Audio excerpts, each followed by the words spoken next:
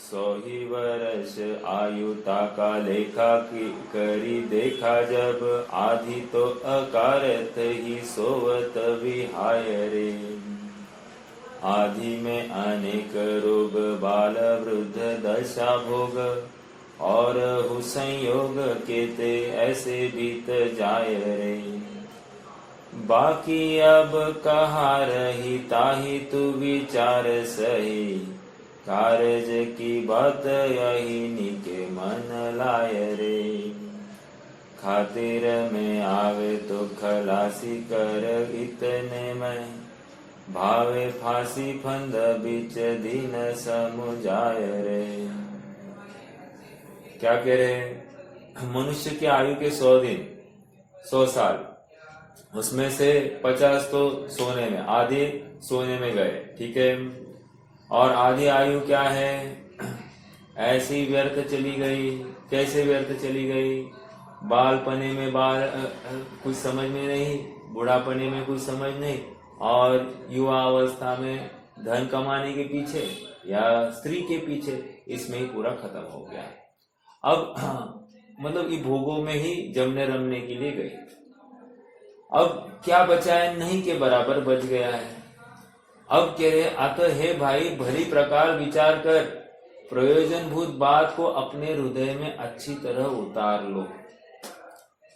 इसी में लाभ है। क्या क्या प्रयोजनभूत बात है? तथा यदि हमारी बात जचती हो तो भव बंधनों से मुक्त हो जाओ, अन्यथा तुम्हारी मर्जी, फंसे रहो भव बंधनों में, हमने तो तुम्हें समझा दिया। हाँ, यहाँ पर भूधरदास जी हमको प्रेरणा दे रहे हैं, कह रहे कि कहा तू विषयों में, भोगों में, कषाय में रमा है, वहां से हट जा। ये तेरे जमने रमने के स्थान नहीं है, ये तेरा स्वपद नहीं है, निज पद नहीं है, तू सुखी नहीं होगा। यहाँ पर व्यासी गाथा की चर्चा अपन कर रहे हैं, वहां पर बहुत ही मार्मिक उद्बोधन आ रहा है। 80 और 81वीं गाथा में इस बिंदु पर चर्चा हुई कि 80वीं गाथा में दर्शन मोह का नाश का उपाय बताया, और 81वीं गाथा में चारित्र मोह को चोर अथवा प्रमाद कहकर इनके होने में गाफिलता बिल्कुल योग्य नहीं है।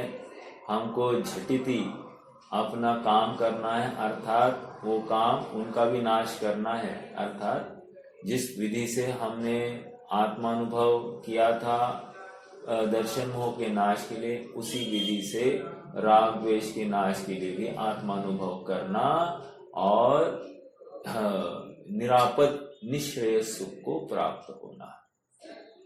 2 शब्द है। हाँ, मैं थोड़ा सा आपको बताऊं। एक होता है निश्रेयस और एक होता है अभ्युदय। कोई बताएगा अभ्युदय किसको कहे? अभ्युदय सुख और निश्रेय सुख, दोनों में अंतर क्या है?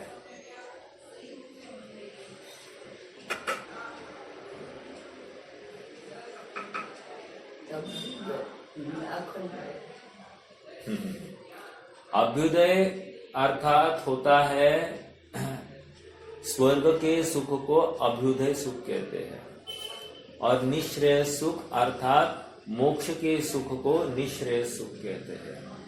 हम निश्रेय सुख के अभिलाषी हो, स्वर्ग के सुख के हम अभिलाषी ना हो, ठीक है।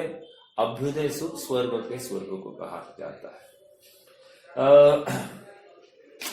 गाथा का पाठ एक बार करते हैं और फिर थोड़ा सा आगे बढ़ेंगे, है ना। सव्वे विअर्हन्ता तेन विधानेन खविदकं मनसा, किच्चा तदोवदेशं निवादातेणमोतेसिं। सर्व ही अरहंत ने विधि नष्ट कीने जिस विधि, सबको बताई वह विधि हो, नमन उनको सब विधि। प्रश्न एक खड़ा किया यहाँ पर टीकाकार ने, कह रहे कि आपने किसको नमस्कार किया? अरहंतों को नमस्कार किया या विधि को नमस्कार किया? प्रश्न किया है खड़ा, कौन जवाब देगा? किसको नमस्कार किया होगा? अरहंतों को नमस्कार है या उस विधि को नमस्कार है?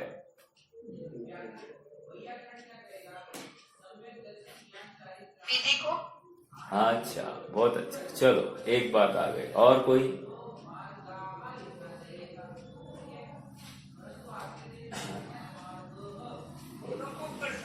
हाँ, दोनों को किया है। अरहंतों को भी नमस्कार है और विधि को भी नमस्कार है। हाँ, क्योंकि उनको देखकर विधि समझ में आ गई तो विधि ही। अब मैं बारंबार थोड़ी अरहंत के सामने जाऊंगा, जरूरी नहीं अरहंत मेरे सामने हो या नहीं हो, तो विधि मेरे सामने अब खड़ी हो गई ना, अब वो विधि के अनुसार ही मैं आगे आगे बढ़ जाऊंगा। समझ में आ रहा है? तो यहाँ पर दोनों को नमस्कार है, यथा योग्य अपनी अपनी जहां जहां वे खड़े हैं उसकी अपेक्षा। तो यहाँ पर पहली बात, नमस्कार दोनों को किया गया है। हाँ, अब दूसरी बात, सर्व ही अरहंतों ने, ये शब्द आया वहां पर, सर्व ही अरहंतों ने कहकर क्या कहना चाहते हैं? कोई बताएगा? सर्व ही अरहंतों ने, बहुत गंभीर बात है। मतलब हम में जो छिपा हुआ चोर है ये यहां से निकल जाना चाहिए। बोलिए। दूसरा मार्ग नहीं है, यही मार्ग है। अब देखो, सभी द्रव्यों के लिए यही मार्ग है। सभी द्रव्य मतलब जीव द्रव्य की बात कर रहा हूं। सभी द्रव्यों के लिए यही मार्ग है।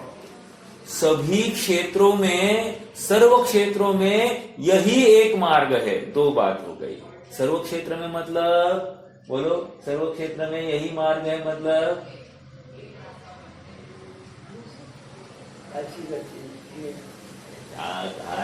क्या? उठो चेतन, उठो। देखो, सर्व क्षेत्र में मतलब ढाई द्वीप में। और कहा, ढाई द्वीप में जितने मनुष्य राशि है या जितने जीव है, जो सुखार्थी है, मुमुक्षु है, उनको एक ही प्रकार से मुक्ति का मार्ग है, अन्य किसी भी प्रकार से नहीं। एक होए तृण काल मां परमारथनो पंथ।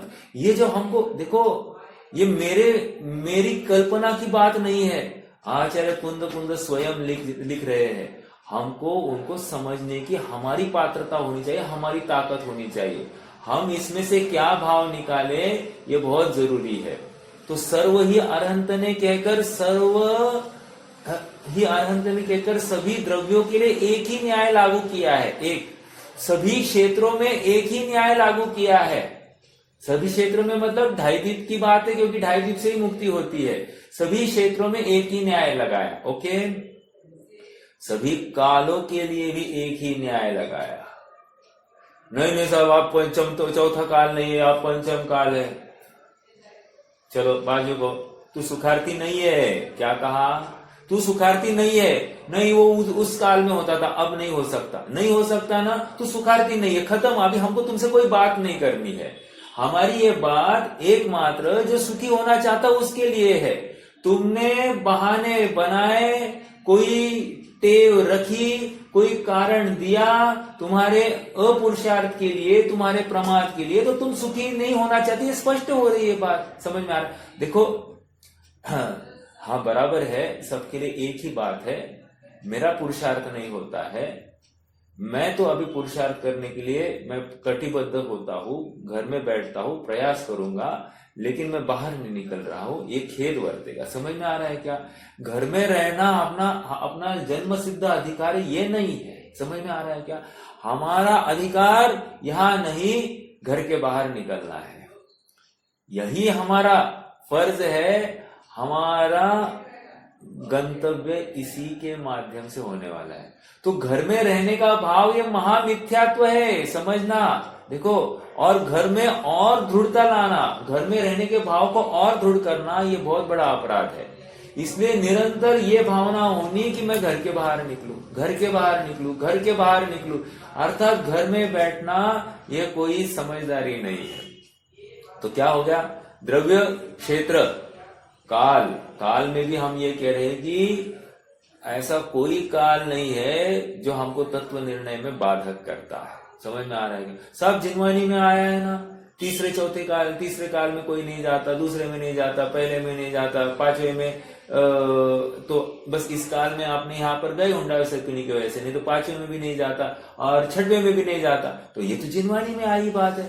अरे हाँ बाबा आई है, लेकिन तत्व निर्णय करने के लिए कौन बाधिक है? अर्थात कोई भी बाधित नहीं है। जब नरक के जीव छठवें काल जैसी अवस्था में वहां पर अपना आत्मानुभव कर सकते हैं, अर्थात वे शुद्धात्मा का अनुभवन कर सकते हैं, दर्शनों का नाश कर सकते हैं, अर्थात द्रव्य से, गुण से और पर्याय से अपनी आत्म वस्तु का निर्णय कर सकते हैं। तो फिर तू क्यों नहीं कर सकता? समझ में आ रहा है क्या? तो काल कोई बाधक कारण नहीं, बहाने मत बनाओ, बहाने नहीं चलेंगे भाई। तू कर नहीं पा रहा है ये सीधा एक्सेप्ट कर, तो कदाचित तुमको कम पाप होगा। पाप, हाँ पाप।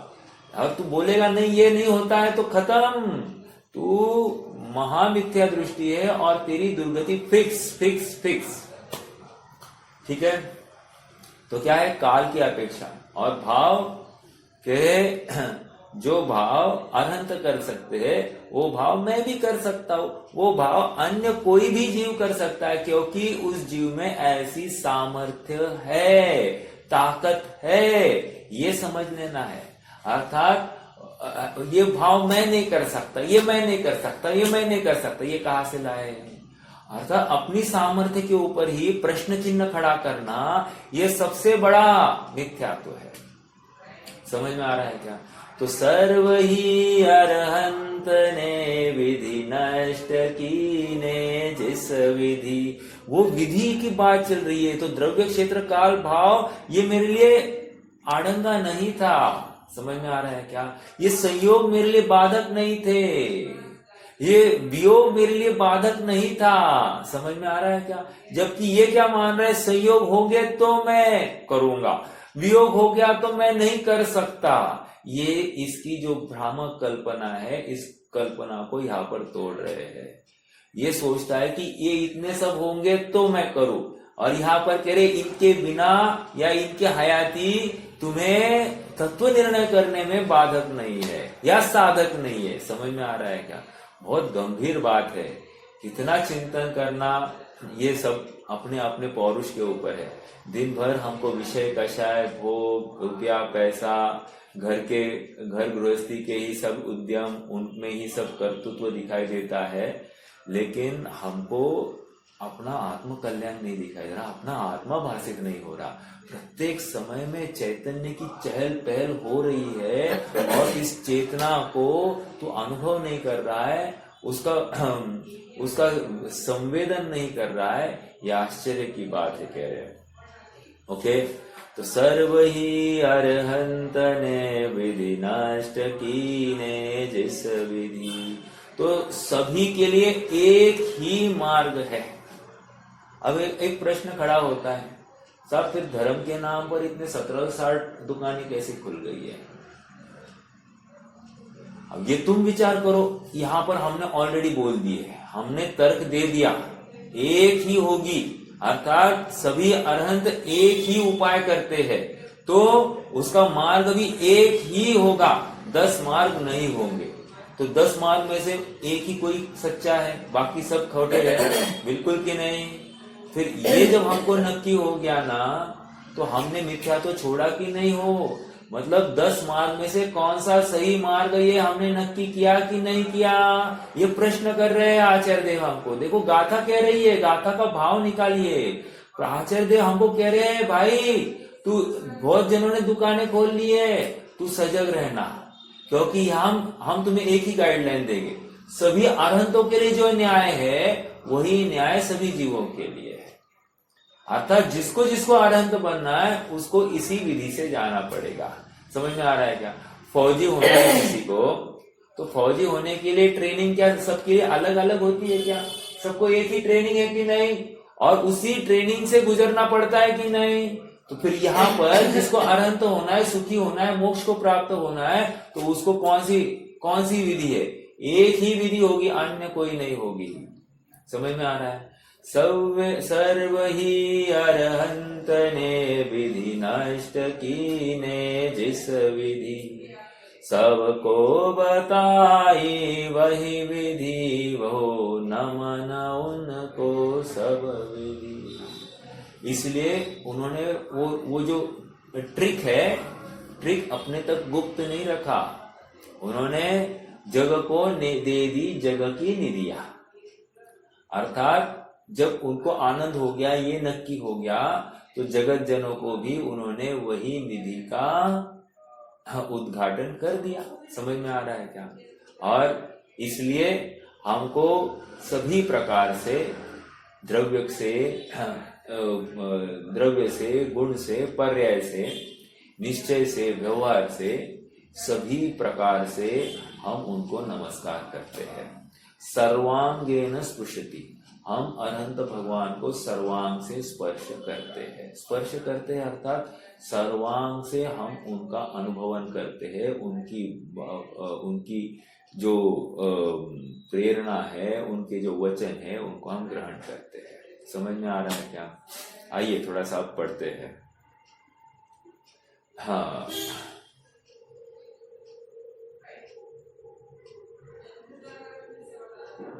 देखो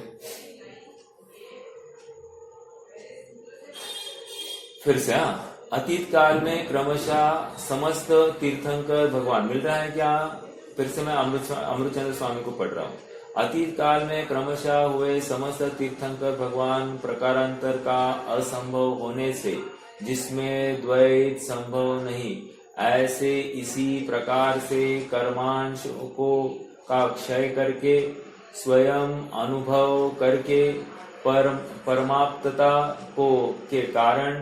परमाप्तता के कारण भविष्य काल में अथवा इस वर्तमान काल में अन्य मुमुक्षुओं को भी इसी प्रकार उपदेश देकर मोक्ष को प्राप्त हुए हैं। इसलिए निर्वाण का अन्य कोई मार्ग नहीं है, ऐसा निश्चित होता है। अथवा अधिक प्रलाप से बस हो, मेरी मति व्यवस्थित हो गई है, भगवंतों को नमस्कार हो। मेरी मति व्यवस्थित हो गई है। अलम अलम अति प्रलापेन मतिर व्यवस्थोपेति मम, ऐसा कुछ आ गया है यहाँ पर संस्कृत में। मेरी मति व्यवस्थित हो गई है। चलिए थोड़ा सा आगे बढ़ते हैं। देखो, द्रव्य से, गुण से, पर्याय से अपनी वस्तु का निर्णय करना बहुत बड़ी बात है। और जो पर्याय को स्वीकार करता है द्रव्य को और गुण को स्वीकार नहीं करता, वो भी मूढ़ है। जो मात्र द्रव्य को स्वीकार करता है, पर्याय को स्वीकार नहीं करता, वो भी मूढ़ है। समझ में आ रहा है क्या? यहाँ पर द्रव्य, गुण और पर्याय तीनों है और इनकी हयाती में ही कार्य होता है। द्रव्य बिना गुण हो नहीं सकते और गुण के बिना पर्याय हो नहीं सकती। तीनों अव्यतिरिक्त है, एक दूसरे के बिना नहीं होते। ठीक है? हाँ, देखो अगले पेज पर आ जाइए थोड़ा सा। आज तक हुए ऐसे अनंत सिद्धों का समूह सिद्ध शिला में विराजमान है। मिल रहा है क्या? बीच का पैराग्राफ।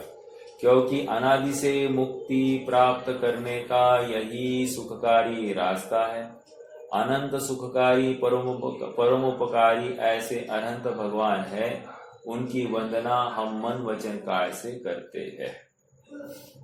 हाँ, कांजी स्वामी का अब कोट देखो क्या कह रहे हैं। अनंत के द्रव्य गुण पर्याय के स्वरूप को जानकर अनंत जीव भगवान हुए हैं। उन्होंने ऐसा ही किया और ऐसा ही कहा। भगवान की वाणी में ऐसा ही उपदेश आया। यह ज्ञान तत्व का अधिकार है। यह अधिकार की बात चल रही। वर्तमान अधिकार कौन सा? ज्ञान तत्व। ज्ञान स्वभावी द्रव्य, ज्ञान स्वभाव और उसकी पर्याय का स्वरूप जानकर अरहंत हुए हैं। अरहंत के द्रव्य, अरहंत के गुण और अरहंत की पर्याय को जानकर स्वभाव सन्मुख होने पर शुद्धोपयोग होता है और उससे कर्मों का क्षय होता है। यह एक ही प्रकार है।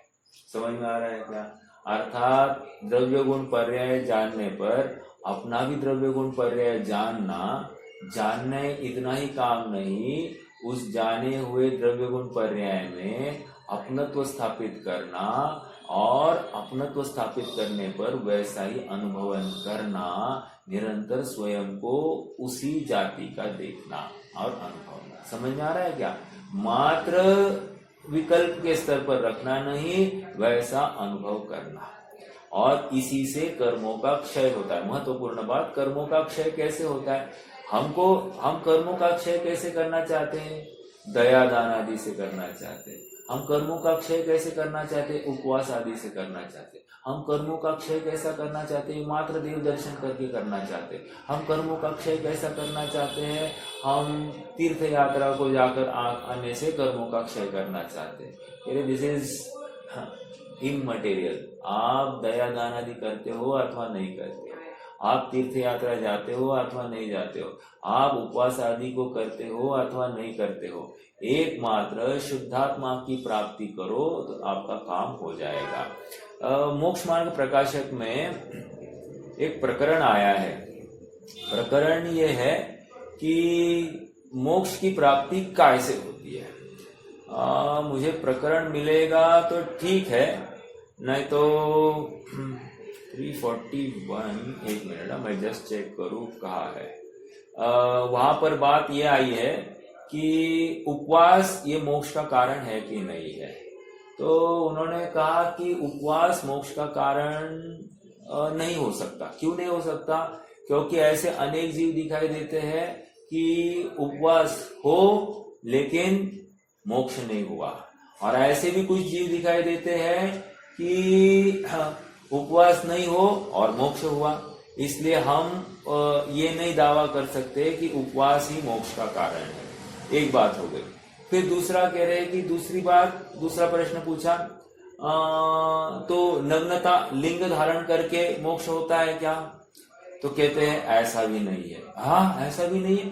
ऐसा भी नहीं मतलब कह रहे हैं कि सभी नग्न होने वाले मुक्ति को प्राप्त नहीं होते, लेकिन हाँ, जब भी मुक्ति होती है तब नग्न दशा का अवलंबन करके ही होती है। समझ में आया क्या? सभी नग्न हुए हैं इसलिए वे मुक्ति को प्राप्त होंगे ये नहीं। तो लिंग कोई मोक्ष का कारण नहीं है, एकमात्र लिंग ही मोक्ष का कारण नहीं हुआ। तो वो भी निराबाद कारण नहीं हुआ, तो नग्नता ये कोई मोक्ष का कारण नहीं। दूसरा तर्क हो गया। तीसरा तर्क कह रहे फिर क्या है? कह रहे सम्यक दर्शन ही मोक्ष का कारण है। सम्यक दर्शन हो तो मोक्ष होता ही होता है, और सम्यक दर्शन नहीं है तो मोक्ष नहीं ही होगा। समझ में आ रहा है क्या? तो वहां पर व्याप्ति दोनों साइड से घटित हो गई। तो कह रहे सम्यक दर्शन। ना ये सम्यक दर्शन हुआ कैसे?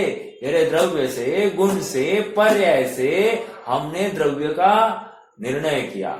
निर्णय ही नहीं किया, वैसा ही उसको धारणा में बिठाया। धारणा में ही नहीं बिठाया, हम अनुभव में भी ऐसे ही द्रव्य का अनुभवन करते हैं, और अनुभवन करते हुए स्वयं को वैसा ही मानते हैं। मैं पर से और पर्याय से, पर से और पर परिणति से अत्यंत अप्रभावी तत्व हूँ। पर पदार्थ मुझे सुखी या दुखी करने में समर्थ ही नहीं। पर पदार्थ का मुझ में अत्यंत अभाव है, मेरा पर में अत्यंत अभाव है। मेरी पर्याय एक दूसरे में कुछ नोकझोंक करती नहीं है, मेरे गुण एक दूसरे गुण का कुछ करती नहीं है। समझ में आ रहा है क्या? इतनी सहजता और सरलता इस तत्व ज्ञान में है। एक वस्तु, एक गुण दूसरे गुण का काम नहीं करता, एक पर्याय दूसरे पर्याय का काम नहीं करती। इतनी स्वतंत्रता है और सुव्यवस्थित ये सब व्यवस्था है। इतना सब होने पर भी ये जीव आकुल है। अभी मुझे एक थोड़ा विकल्प सता रहा था आज ही कि ये काम मेरा कब होगा, ये मेरा काम कब होगा, ऐसा विकल्प सता रहा था। और दिन ब दिन थोड़ा डिले हो रहा है, तो मुझे भी आकुलता हो रही थी। तो मैंने विचार करते बैठा, अरे ये तो होना है, सो अपनी योग में होगा। मेरे आकुल होने से वो काम जल्दी होगा अथवा नहीं होगा, ये कहाँ से लाया? समझ में आ रहा है? हमको ये विकल्प क्यों नहीं आ रहा है कि पहली बात तो काम मतलब शरीर के आश्रित काम की बात है। शरीर ही मैं नहीं हूं तो उसके आश्रित काम होने की बात नहीं, और वो मेरा काम रहा ही नहीं व्यवहार से, जिसको हम अपना कह लेते हैं। लेकिन तत्व चिंतन की धारा में ये काम हो अथवा नहीं हो, इससे मैं अत्यंत अप्रभावित हूं, ऐसा निर्णय निरंतर चलना चाहिए। काम अपनी योग्यता से हो रहा है, फायदा नुकसान अपनी योग्यता से हो रहा है, और मैं तो अपने में मस्त हूं। ये जिसको विश्वास हो गया है ना, वो सुखी होने के लिए अत्यंत अत्यंत कटिबद्ध है, और वो समीप आया है, सम्यक तो सन्मुख हो गया है। समझ में आ रहा है क्या? देखो, हाँ, आज ना एक बहुत अच्छा प्रवचन सुन रहा था, अभय जी का था। उन्होंने ना मिथ्यात्व को खोला।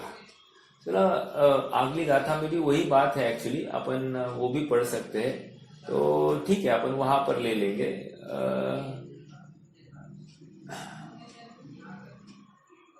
एक मिनट। हाँ, मिल गया। देखिए, ये मोक्षमार्ग प्रकाशक में ना पेज नंबर 309 पर है, पुरुषार्थ से ही मोक्ष प्राप्ति।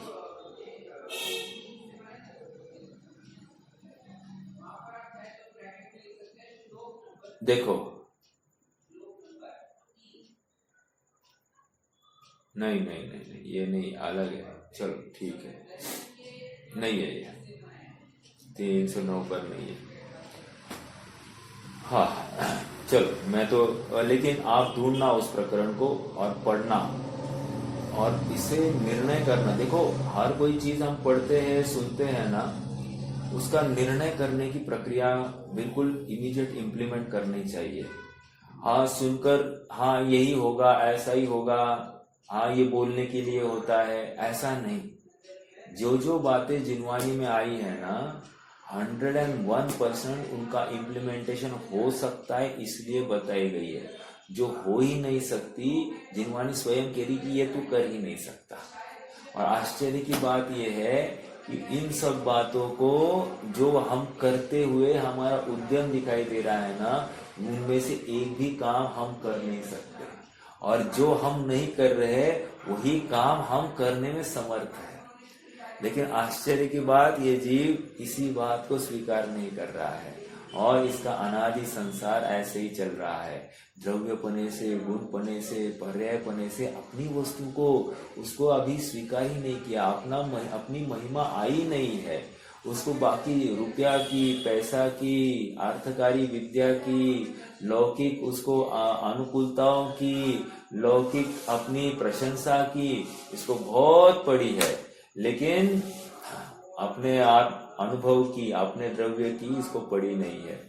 कल मैंने आपको बताया ना इंश्योरेंस वाला, अरे इंश्योरेंस ये एक भव का करेंगे, अगले भव का, अनंत भव का इंश्योरेंस एकमात्र ये जैन तत्वज्ञान ही करा सकता है।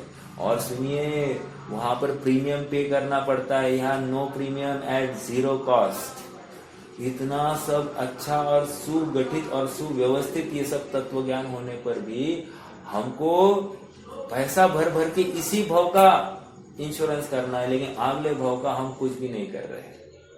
समझ में आ रहा है? चलो ठीक है, हर किसी का अपना अपना विचार है, लेकिन तत्वज्ञान क्या कह रहा है, वस्तु स्वरूप क्या कह रहा है, इसका तो पहले भान होना चाहिए कि नहीं होना चाहिए।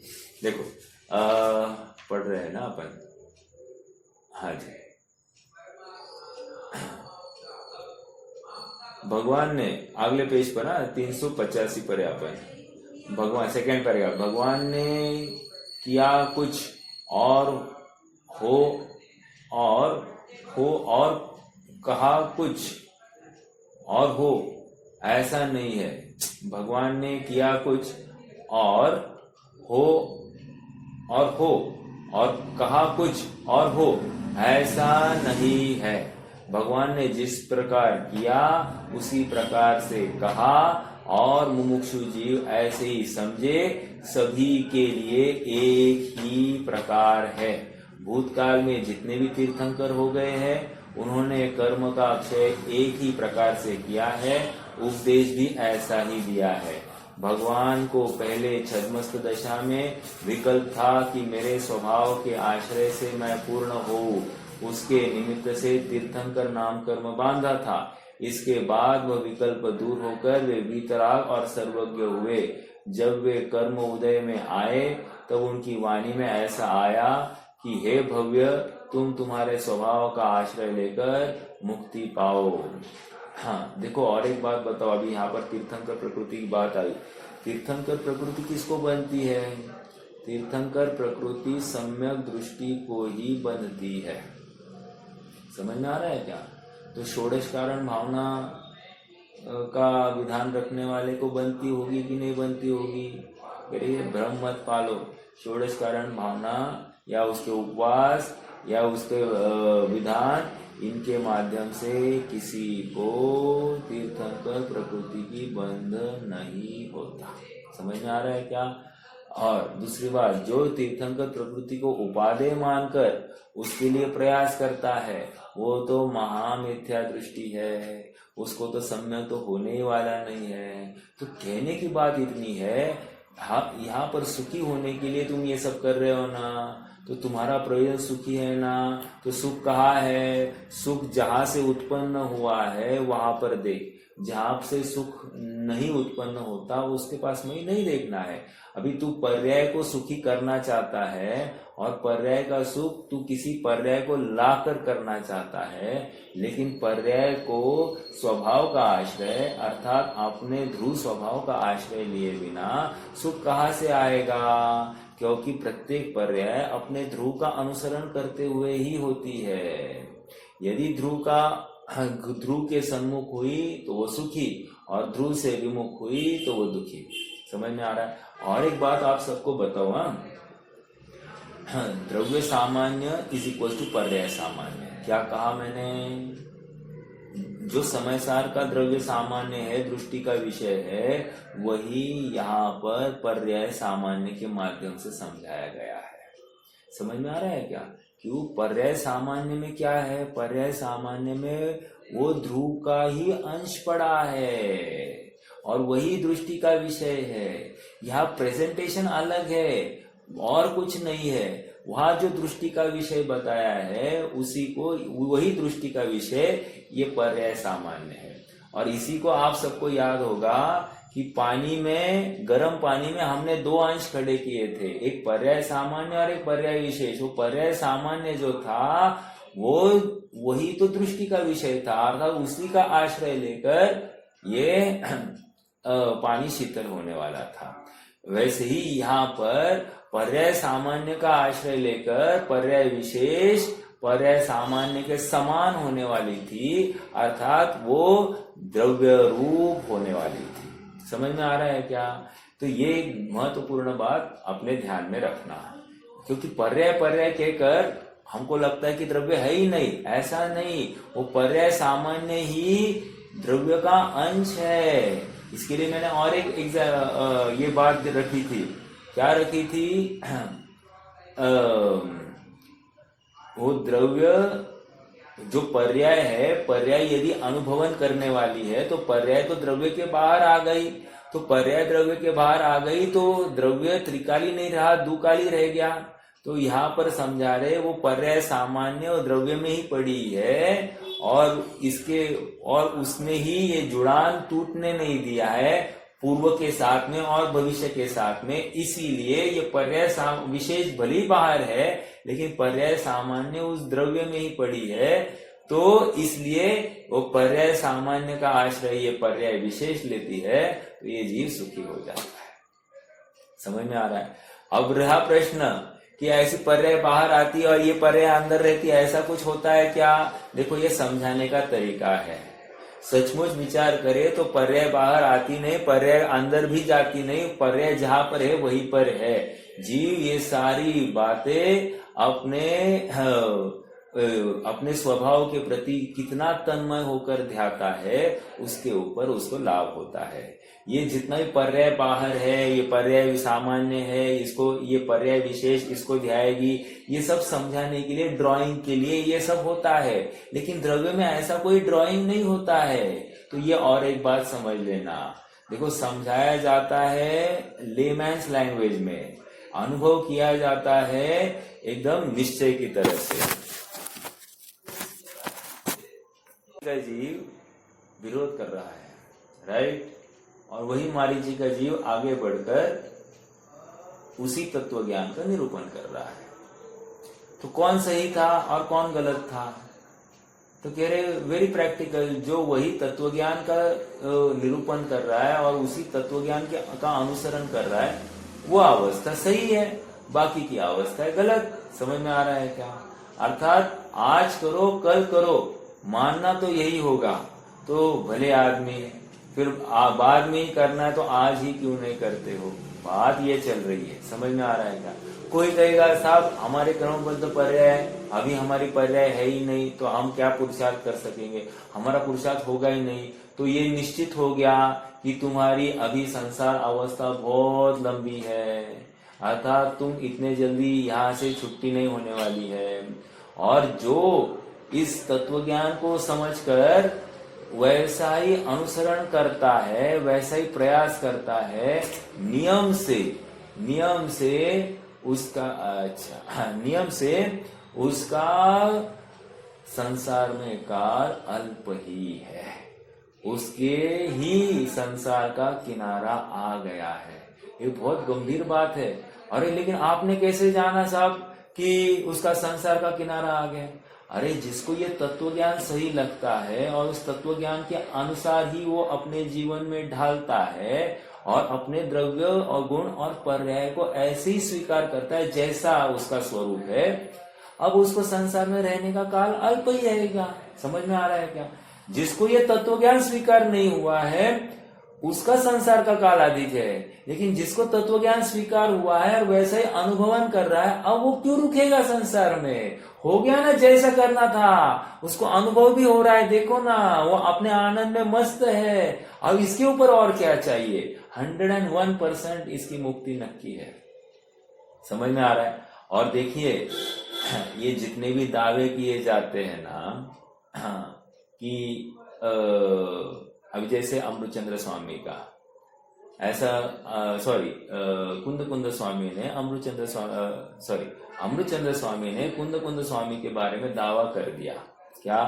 जिनका संसार का किनारा अति निकट आ गया है, ऐसा बोल दिया उन्होंने। तो ये कौन से बल पर बोल दिया? जिनको ये वस्तु स्वरूप समझ में आया, द्रव्यपना, गुणपना, पर्यायपना समझ में आ गया, जिन्होंने सहज ही पर पदार्थ के प्रति राग द्वेष का भाव हटा दिया, अपने मोह को, अपने लोभ को त्याग कर दिया, जिन्होंने इष्ट अनिष्ट कल्पना भी हटा दी, वो अपने आप दिखाई दे रहा है ना हमको। और उसके बिना निरूपण कैसे कर सकता है जीव? तो कह रहे देखो ये ऐसा निरूपण कर रहे हैं, तो हमने अनुमान से कह दिया कि ये इनका संसार का किनारा आ गया है। समझ में आ रहा है क्या? बस इतनी सी बात है। तो ये बाहरी कुछ चिन्हों से, उनकी भाषा से, उनकी लेखनी से इन्होंने अनुमान लगाया, जबकि कुंद हो गए थे 1000 वर्ष पहले, इन्होंने प्रत्यक्ष देखा नहीं था, तो कैसे बोल दिया कि उनका संसार का किनारा आ गया है? बस उनकी भाषा को पढ़कर। समझ में आ रहा है क्या? उनकी लेखनी को देखकर उन्होंने नक्की कर दिया। समझ में आ रहा है? ऐसे ही हमारे वचनों को सुनकर कोई ऐसा वचन कह दे कि इनके संसार का किनारा आ गया है, अर्थात ये जल्दी ही मुक्ति को प्राप्त होने वाले, तो समझना क्या है? उनके वचन जिनवाणी के अनुसरण करते हुए है, इसलिए हमने उन वचनों का अनुसरण वे कर रहे, उन्होंने ये वचन स्वीकार है, इसलिए तो वो निरूपित कर रहे, इसलिए इनका संसार किनारा जल्दी है। समझ में आ रहा है क्या? नजदीक है। इतना ही हम भाकित कर सकते हैं, दावा किसी का कुछ नहीं किया जा सकता है। और जितने भी दावे किए जा रहे हैं ना, ये अनुमान गोचर ही है। हाँ, और अनुमान किसके ऊपर से लगाया गया है? वो लेखनी को पढ़कर लगाया गया है, बस और कुछ नहीं। और उनका जीवन चरणानी योग देखा एक बार, और उनकी लेखनी पढ़ी 2 बार, तो इन 2 बातों से नक्की किया गया है। समझ में आ रहा है क्या? इसलिए हमारा भी दावा किसी के ऊपर इसी प्रकार से होगा, उनका चरणानी योग देखा जाएगा और उनकी लेखनी देखी जाएगी। और एक बात बताता हूं, देखो जब हम चरणानी योग की बात करते हैं ना, तो गृहस्थ के आचरण में के निरूपण में थोड़े चेंजेस होते हुए दिखाई देते हैं। फिर से बोलता हूँ, गृहस्थ का आचरण कैसा हो इसके ऊपर चेंजेस दिखाई दे सकते हैं। जैसे 8 मूल गुण, जैसे महाव्रत के व्रतों की संख्या। आपको पता है कि आदिनाथ के काल में मात्र एक ही व्रत था, अहिंसा महाव्रत। समझ में आ रहा है क्या? दूसरे से लेकर 23वें तीर्थंकर तक 4 ही महाव्रत थे। ठीक है? कौन से? हिंसा, झूठ, चोरी और परिग्रह। इनके त्यागी को महाव्रती कहा जाता था। और महावीर के शिष्यों को महावीर के समय में 5 महाव्रत, महावीर के आगे 5 महाव्रत और 23 शील व्रत। 23 शील व्रत के आगे 84 लाख उत्तर गुण। समझ में आ रहा है क्या? ये क्यों है? क्योंकि जैसा काल बदलता गया वैसे ये सब इलेबरेशन करना पड़ा। समझ में आया? हालांकि ये पहले का एक का ही एक्सटेंशन था, लेकिन जीव उस पाप के प्रक्रिया को समझ नहीं पाया, इसलिए उसको हर चीज में पाप है पाप है पाप है ये समझाना पड़ रहा है। ठीक है? और कुछ नहीं। इसलिए अमृतचंद्र स्वामी ने एक जगह पर लिखा, अनृत वचनादि केवल मुदारुतम शिष्य बोधाय। अर्थात अनृत मतलब झूठ, चोरी, कुशी, परिग्रह, ये इनका जो विस्तार किया है, कह रहे शिष्य के बोध के लिए, अर्थात शिष्य को और अच्छे से बोध हो इसलिए। हालांकि एक ही पाप है, हिंसा। हिंसा ही एक पाप है, बाकी और कोई पाप उसी में ही गर्भित हो जाता है। लेकिन हमने 5 पाप जो बताए हैं, ये अनृत आदि सब कुछ एक हिंसा में ही गर्भित हो जाते हैं। इसका मतलब 23 शील व्रत भी क्या कर रहे हैं? एक हिंसा में ही गर्भित होते हैं। इसका मतलब 84 लाख उत्तर गुण किस में गर्भित होंगे? एक हिंसा में ही गर्भित हो जाएंगे। समझ में आ रहा है क्या? अहिंसा, सॉरी, हिंसा नहीं, अहिंसा। तो ये इस प्रकार और समझना। तो चरणान योग में ना ऐसे विथ चेंजिंग टाइम्स ये थोड़े बहुत नियम चेंज होते हैं। उनका प्रयोजन एकमात्र वीतरागता होती है, लेकिन ऐसा इलेबरेशन पाया जाता है। ठीक है? जैसे और एक बात बताओ आपको, और एक बात बताता हूँ। देखो, मुनियों के लिए छठा 5 महाव्रत तो बताया है, और छठा रात्रि भोजन त्याग अणुव्रत बताया गया है। समझ में आ रहा है क्या? अब ये कैसे आया? फिर अरे मुनि तो रात्रि में भोजन करता होगा, कहाँ से लाया? लगाया है आचार्यों ने। क्यों? क्योंकि जैसे ही श्वेतांबर मत की निर्मिति हो गई, उस समय में रात्रि भोजन का जबरदस्त प्रचलन चालू हो गया था, अकाल पड़ गया था। तो फिर आचार्य को लिखना पड़ा 6वां अणुव्रत रात्रि भोजन त्याग। अब अगला प्रश्न खड़ा हो सकता है, साहब यहाँ पर अणुव्रत ये शब्द क्यों लगाया? एक तो महाव्रत बोलते, महाव्रती को अणुव्रती कैसे कह दिया आपने? बोलिए, कोई तर्क दे सकता है क्या? महाव्रती को यहाँ पर अणुव्रत कैसे बताया?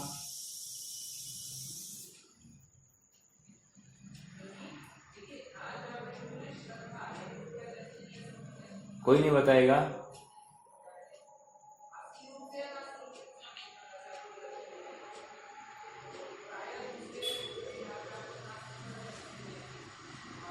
नहीं, अहिंसा में गर्भित नहीं, अहिंसा में गर्भित नहीं। एक्चुअली ये जो है ना, काल की अपेक्षा लिया गया है। देखो, दिन में तो भोजन ले सकते हैं, तो दिन का छोड़ के बचा हुआ कितना? आधा, मतलब रात्रि का भाग। समझ में आया? तो रात्रि का भाग वे उनका भोजन का त्याग हो गया। तो वहां तो वो जो त्याग है ना, वो काल अपेक्षा उसको अणुव्रत कह दिया। अर्थात काल अपेक्षा आधा ही पल रहा है ना, आधा तो चल रहा है ना खाने का, तो आधा ही पला, इसलिए उसको अणुव्रत में ले लिया। बाकी जितने भी महाव्रत है ना, वो 24 घंटे चलते हैं। लेकिन ये आहार की बात, ये रात्रि की अपेक्षा त्याग है, इसलिए उसको अणुव्रत में लिया। समझ में आया? और वहां पर मूल बात काल की मुख्यता है। ठीक है? चलिए, नहीं, इतनी बात मैं क्यों कर रहा हूं? सर्व ही अरहंत ने विधि नष्ट की ने जिस विधि। तो अभी विधि चेंज होती जा रही है ना, तो विधि चेंज होती जा रही है तो फिर आप चेंज कर रहे हैं ना। तो अरहंत ने भी विधि क्या चेंज बताई क्या? देखो, इसमें ही बहुत लोगों ने चरणानियों की अपेक्षा ये बदल को स्वीकार करके बोल दिया विधि ही चेंज है। देखो, चरणानियोग एक अपने अध्यात्म का या अपनी आत्म वस्तु का साधक था, राइट। अर्थात जब तक हम अपनी साध्य वस्तु में प्राप्त नहीं हो रहे हैं, अर्थात शुद्धोपयोग को प्राप्त नहीं हो रहे हैं, तब तक हम उनका अवलंबन लेते हैं अत्यंत खेद बुद्धि से। समझ में आ रहा है क्या? लेकिन उतना ही उसका प्रयोजन था। और ये जो चेंजेस लाए हैं, शिथिलता बढ़ने लग गई, ये देखकर वहां उसको रिस्ट्रिक्ट करने के लिए, रोकने के लिए हमने वहां पर इसका विस्तार किया चरणानियोग में। जैसे गृहस्थों में भी आप सबको पता होगा, गृहस्थों में भी 8 मूल गुण के अनेक अनेक व्याख्याएं हैं। जैसे 8 मूल गुण अभी हमने बच्चों के लिए भी ले रहे थे, तो 8 मूल गुण का क्या ले रहे थे? पहले 8 मूल गुण मतलब पंच उदुम्बर फल का त्याग और 3 मकार का त्याग, हो गया 8 मूल गुण। एक दूसरा 8 मूल गुण क्या लगाए? कह रहे हैं कि 5 पापों का त्याग, रात्रि पानी का त्याग, पानी छानना और 3 मकार का त्याग, हो गया ये 8 मूल गुण। तो 8 मूल गुण अनेक प्रकार से यहाँ पर निरूपित किए गए हैं। अनेक अनेक आचार्य ने, विद्वानों ने ऐसे 8 मूल गुण का निरूपण किया है। प्रश्न ये खड़ा होता है कि कौन सा 8 मूल गुण ले? अभी हमारे सामने बहुत सारे आ गए। तो कह रहे, जहां पर तुम अटके हो, जहां पर तुम प्रमाद नहीं करोगे और जैसे तुम्हें शुद्धोपयोग की प्राप्ति हो, वो 8 मूल गुण ले लेना, कोई प्रॉब्लम नहीं है। लेकिन हमारा एकमात्र प्रयोजन शुद्धोपयोग से है। अगर तुम्हें शुद्धोपयोग नहीं होता है और तुम मात्र किसको लू चॉइस में अटक जाओगे, तो तुम्हारा काम नहीं होने वाला, तुम फिर गाफिल रहना चाहते हो। समझ में आ रहा है क्या? तो इसलिए ये इतना कहने का उद्यम ये था कि शुद्धोपयोग एकमात्र कंपलसरी है। तो तुम खाते पीते करो, बिना खाते पीते करो, उपवास करके करो, बिना उपवास किए करो, किसी भी प्रकार से करो, गृहस्थी में रहकर करो या जंगल में जाकर करो, लेकिन शुद्धोपयोग करो, क्योंकि शुद्धोपयोग इसी के माध्यम से तुम्हारे कर्मों का क्षय होने वाला है।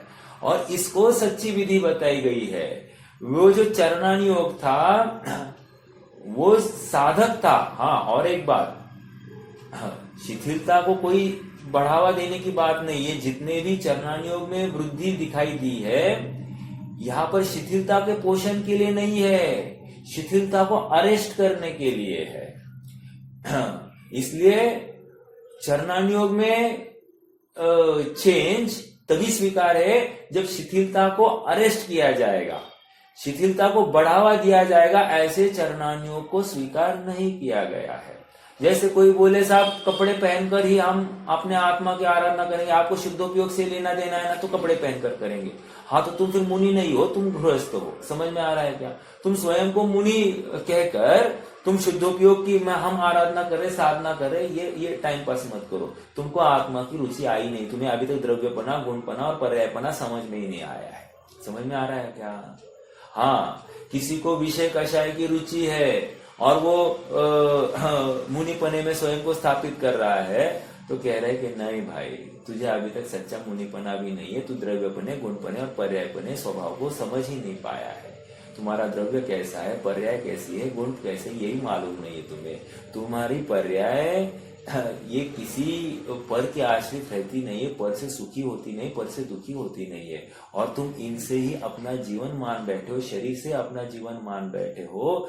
यही तुम्हारा अपराध है। तुम अभी भी शरीरधारी हो, शरीर की बुद्धिधारी हो, आत्मा की दृष्टि अभी तक तुम्हारी जागृत नहीं हुई है। समझ में आ रहा है क्या? बहुत गंभीर बात है। जैन शासन अपने में से खोट निकालने के लिए आया है, अपने में खोट बढ़ाने के लिए नहीं है। इसलिए एक एक वचन को अत्यंत गंभीरता से लेना और वैसा ही निर्णय करना, धारणा में बिठाना। धारणा में यदि हम नहीं बिठाएंगे तो तकलीफ क्या होगी? तकलीफ ये होगी कि हमने गलत धारणा बनाई और फिर गलत धारणा बनाने पर वस्तु भी गलत धारणा में आ गई, गलत धारणा में वस्तु आने पर उसी को ध्याया जाएगा। जब वस्तु ही गलत ध्याई गई तो अनुभव भी गलत वस्तु का होगा, और फिर हम जो दावा करेंगे कि हमको आत्मानुभव हो गया तो गलत वस्तु का आत्मानुभव हो गया, तुम्हारा तो गया काम से। इसलिए महत्वपूर्ण बात, अरहंतों ने जो विधि बताई उस विधि को परफेक्टली समझ लेना। उस विधि में खोट हो गई, तुम्हारी समझ में भी खोट हो गई तो गया काम से। विधि में कोई खोट नहीं है, लेकिन तुमने गलत प्रकार से सोच समझी या सुनी या अनुभवी तो तुम्हारा काम नहीं होगा। एक प्रश्न है आप सबसे, मान लो मेरा घर का एड्रेस है प्लॉट नंबर 1 स्कीम नंबर 4। अब कोई प्लॉट नंबर 2 स्कीम नंबर 4 में ही ढूंढता रहे मेरे एड्रेस को, उसको मिलेगा क्या? मेरे बाजू वाला ही घर है, मेरे बाजू वाला ही घर है, लेकिन वहीं पे ढूंढता बैठे मुझे, तो उसको मिलेगा क्या? उसको थोड़ा खिसकना पड़ेगा, तो सही जगह पर ढूंढेगा तो ही उसको मिलेगा। गलत जगह पर ढूंढेगा तो कैसे मिलेगा? नहीं मिलेगा। बराबर है कि नहीं? मैं सुख कहाँ ढूंढ रहा था? शरीर में ढूंढ रहा था। मैं सुख कहाँ ढूंढ रहा था? विषयों में ढूंढ रहा था। मैं सुख कहाँ ढूंढ रहा था? स्त्री में, पुत्र में, मकान में ढूंढ रहा था। मैं सुख कहाँ ढूंढ रहा था? निद्रा में सुख ढूंढ रहा था। मैं सुख कहाँ ढूंढ रहा था? अनुकूलता में सुख ढूंढ रहा था। मैं सुख कहाँ ढूंढ रहा था? प्रतिकूलता ना हो इसी में सुख मान रहा था। मैं सुख कहाँ ढूंढ रहा था? क्रोध करने में मैं सुख मान रहा था, मान करने में सुख मान रहा था, माया करने में मैं सुख मान रहा था, वह लोभ करने में सुख मान रहा था, हास्य, रति, अरति, शोक, भय, जुगुप्सा, स्त्रीवेद, पुरुषवेद, नपुंसक वेद में मैं सुख मान रहा था, और मैं गलत जगह पर ढूंढ रहा था ना, तो गया काम से। मैंने सही जगह पर मेरा एड्रेस ढूंढा ही नहीं, मैंने द्रव्यपने, गुणपने, पर्यायपने अपने को देखा ही नहीं, ऐसा कह रहे। समझ में आ रहा है क्या? बहुत गंभीर है ये जिन शासन। कितना विचार करे, हमारी खोट ढूंढ ढूंढ कर निकाली है, कितने प्रकार से समझा रहे आचार्य देव। लेकिन एक हम है स्टब्बन। स्टब्बन मालूम है? स्टब्बन किसको कहते मालूम है? स्टब्बन मतलब गधे को स्टब्बन कहते हैं। गधा होता है ना, उसको स्टब्बन कहते हैं इंग्लिश में। हम भी वैसे ही है। गेंडे की कातड़ी, गेंडे की चमड़ी कैसे होती है? कितना भी पीटो कुछ नहीं होता है। समझ में आ रहा है क्या? ऐसा हमको कितना भी समझाओ कुछ भी फर्क नहीं पड़ रहा है। हम तो अपने सोच में, अपनी धारणा में एकदम मस्त है, थोड़ी सी भी अपनी धारणा को ठेस भी पहुंचाना नहीं चाह रहे। हाँ, आप जो कह रहे एकदम सही है, बहुत अच्छा हुआ पंडित साहब, बहुत अच्छा, लेकिन हमको हमारी मान्यता बदलनी नहीं है। अरे ये बात है हमारी। समझ में आ रहा है क्या? बहुत करुणा आती है जिन शासन को, भगवान को, अज्ञानियों को, तभी तो जाकर ये सब वचन लिख कर गए हैं। और हमारा ऐसा ऐसा पुण्योदय फला है, आप मानोगे नहीं। आपको मालूम है प्रवचन सार कहाँ मिला था? प्रवचन सार ग्रंथ भारत में नहीं मिला है। फॉर योर काइंड इंफॉर्मेशन, 2000 वर्ष मतलब 1000 वर्ष से ये प्रवचन सार भारत में है ही नहीं। 500-700 साल से तो पक्की बात है। 700 साल से मतलब जयसेन स्वामी के बाद में प्रवचन सार भारत में नहीं मिला है। अर्थात पढ़ा भी नहीं गया है 600-700 साल से। और हम वे पुण्यशाली जीव है जिनको प्रवचन सार सुनने और पढ़ने मिला है। बोलो कहाँ मिला था? आपको मालूम है? कौन लेकर आया था इसको? विदेश में मिला है, विदेश में। भारत में नहीं मिला, विदेश में मिला। कहाँ पर? फ्रांस की यूनिवर्सिटी में मिला। वहां पर पढ़ाया जाता था प्रवचन सार। और देखो हम पढ़ नहीं रहे थे, विदेशों में पढ़ा रहे थे, विदेशों की यूनिवर्सिटी में पढ़ाते थे। वहां पर A.N. उपाध्याय नाम के एक प्रोफेसर, शिवाजी यूनिवर्सिटी के प्रोफेसर थे। वे भारत को रिप्रेजेंट करने के लिए वहां पर गए और वहां पर उनको प्रवचन सार दिखा, वे वहां से लेकर आए हैं। समझ में आ रहा है क्या? मतलब हमारा पुण्य कितना जबरदस्त है, तब जाकर ये जिनवानी हमारे हाथ मिली है। 2000 वर्ष पहले लिखे गए ग्रंथ आज शाबुत है और हम पढ़ पा रहे हैं। इससे बड़ा पुण्य और क्या चाहिए? अरे आज 15 दिन 1 महीने पहले कोई बच्चे की एक किताब होती है ना, बच्चों की किताब देख लेना, एक साल में उसकी क्या हालत दुर्दशा होती है, पन्ने पन्ने ऐसे ढीले हो जाते हैं उसके, निकल जाता है, एक एक पन्ना ढूंढ ढूंढ कर लाना पड़ता है। मेरे पास बच्चे आते थे ट्यूशन में, उनका यूज इतना रफ, उनके एग्जाम में मार्क्स तो गलती से पास होते होंगे, और उनकी किताबें देखेंगे तो ऐसे पन्ने फटे जैसे इसने बहुत पढ़ाई की है। समझ में आ रहा है क्या? बहुत गंभीर बात है विचार करना कि हमको ये सब जिनवानी मिली है इतनी, और व्यवस्थित, उसमें बिना कोई चेंज होते हुए मिल गई है, इससे बड़ी बात और क्या है? समझ में आ रहा है? चलिए अब बची है एक प्रवचन सार के यहाँ पर जयसेन स्वामी की टीका में ना एक गाथा एक्स्ट्रा आई है, वो गाथा को यहाँ पर लिखा है, अपन वो भी पढ़ते हैं। उसका प्रयोजन वैसे फिर से आपको बताओ कि यहाँ से मेल खाती नहीं है, इसलिए अमृतचंद्र स्वामी के टीका में ये नहीं दिखती है, जयसेन स्वामी में मिलती है। देखो नीचे मिल रहा है क्या? 7 नंबर की गाथा, देखो नीचे लिखा है, दंसन शुद्धा पुरिसा रान पहाड़ा समग्र चरियथा पूजा सत्कार रिहा दानस्य यही तम नमो ते सिम। अरे समकित ज्ञान सम्यक चरण से परिपूर्ण जो सत्कार पूजा दान के वे पात्र उनको नमन हो। क्या आ गई बात? फिर से उनको नमन किया है। जो इस गाथा 82वीं गाथा का भाव था, लगभग वही भाव यहाँ पर आया, तो कोई नवीनता कुछ नहीं थी। इसलिए ये बात देखो, उन्होंने भी जो दर्शन ज्ञान और चारित्र से पूर्ण हो गए हैं, वे ही सत्कार पूजा के पात्र होने से हम उनको नमस्कार करते हैं। बस हो गई बात खत्म। समझ में आ रहा है क्या? तो कोई बड़ी विशेष बात यहाँ पर नहीं है। जो पुरुष, पेज नंबर 387, जो पुरुष सम्यक दर्शन से शुद्ध, ज्ञान में प्रधान और परिपूर्ण चारित्र में स्थित है, वे ही पूजा, सत्कार और दान देने योग्य है, अतः उन्हें नमस्कार हो। उक्त गाथा में निश्चय सम्यक दर्शन, ज्ञान, चारित्र संपन्न मुनिराज ही पूज्य है, आदर सत्कार करने योग्य है और दान देने योग्य है, यह बताते हुए उक्त गुणों से संपन्न मुनिराजों को सहज भाव से नमस्कार किया गया है। समझ में आ रहा है? ठीक है, अपन आज के लिए रुकते हैं। कोई प्रश्न है तो रख सकते हैं।